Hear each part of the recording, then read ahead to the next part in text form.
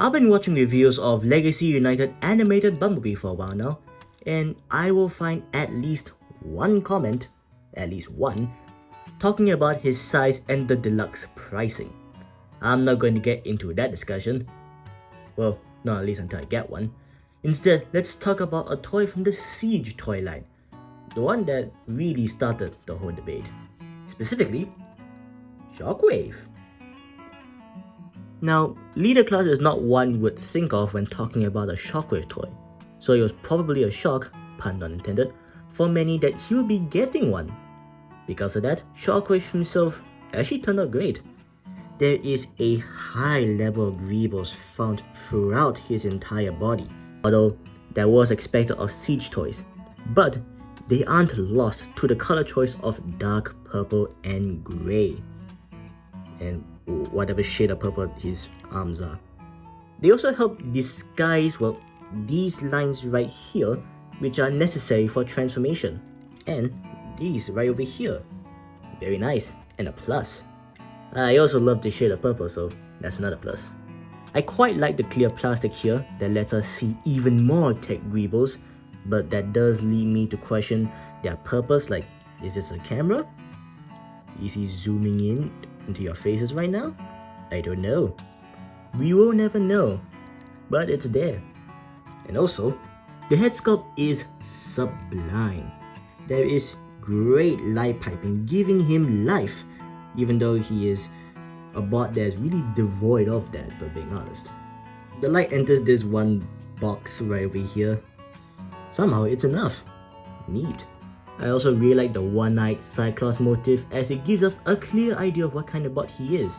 Like already mentioned, an emotionless, heartless monster of a scientist who doesn't let something silly like ethics stop him from achieving his desired results. Many will be sacrificed to satisfy his thirst for knowledge. And the articulation is also great. You got a lot of head bobbing action right over here. You got waist, legs that go out, back, thigh, knee, and a bit of an ankle pivot. It's not much, but it's alright, I guess. It's certainly nothing compared to, well, stuff from Legacy where we get, well, this much. So much so that's unnatural, but it's decent. And the arms are also great. Well, this arm specifically. Got rotations, going out this much, you can go like this, I guess, I don't know.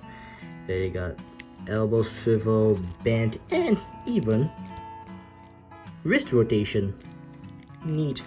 Now, this arm, there is something that is obstructing its movement, namely the rubber hose, because when you try and rotate it fully, it sort of clashes together, and I'm a bit worried about stressing the hose, if I'm being honest.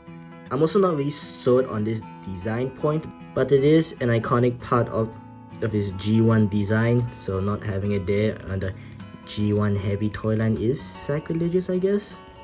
So I can't do much about it from there. But we can't just sing his praises, of course. The Siege battle damage, for example, can barely be noticed as it's only found right here on the feet and on the hose. These are really pitiful, if I'm being honest, especially this hose, because what the hell is this?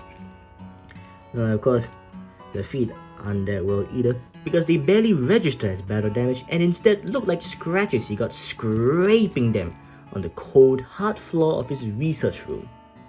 And next, the amount of plastic we have right here doesn't really lend itself to a leader class price now, does it? Now, this is a really good Voyager sized toy, don't get me wrong. It's just that for a leader class, you'd expect a bit more, right? Well, the designers have created some very interesting add-ons to try and justify that price. Feet plate that increases his height, a backpack enlarger, I don't know why, and whatever these things are. And this gives us a Shockwave that doesn't really look nice. Now, the extra gun arms give him more firepower and they do have the same range of articulation as the originals, but it isn't pleasant to play around with. The feet plate does help him in bulking him out because of these things, and give him better stability because of the backpack, which is nice, I guess. But this doesn't really make me entirely sold on this armor up gimmick. And also his weak ratchets on the legs aren't really liking the extra backpack, if I'm being honest. Well, this image definitely changes things. The reason why is because the idea of Shockwave flying around like the Green Goblin is hilarious, and I don't really know why. Now, you can't just plug him off because it uses this 5mm port right here to tap into these 5mm ports right here. I really don't know what I'm saying. And you can pretend it's a big ass drone he built for reasons. I don't know why he would need one, but it's Shockwave we're talking about. I don't really want to question him. Plus, it's easy storage. You can just clump all his bits together and just, I don't know, throw it into a container somewhere. If you need it, it's all together, I guess.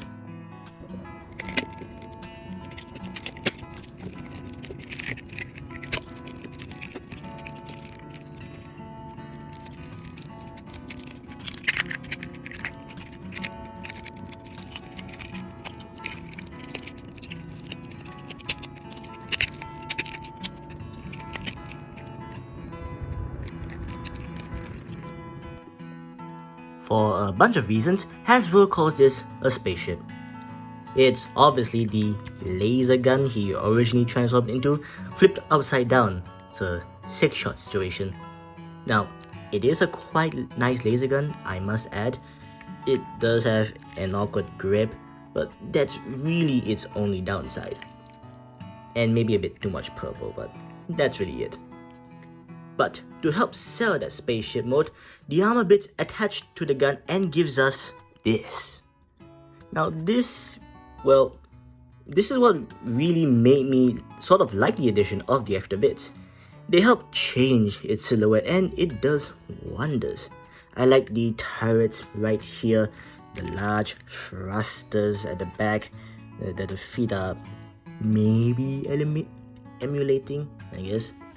And well, whatever these things are, I guess they're extra cannons. Honestly, I don't think these are great places, but who am I to judge? Either way, they are all done in this shiny silver that is painted well. Also, my favorite feature is the bridge right over here, resembling Shockwave's face. I never really took him as the egotistical type, well, excluding the Marvel comics. And this, well, not very sure what this is supposed to be. It's quite nice, but is it like a big flashlight? A big cannon?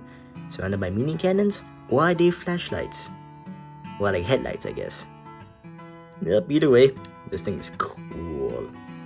Now, truth be told, I actually got this entire set for 40 SGD new.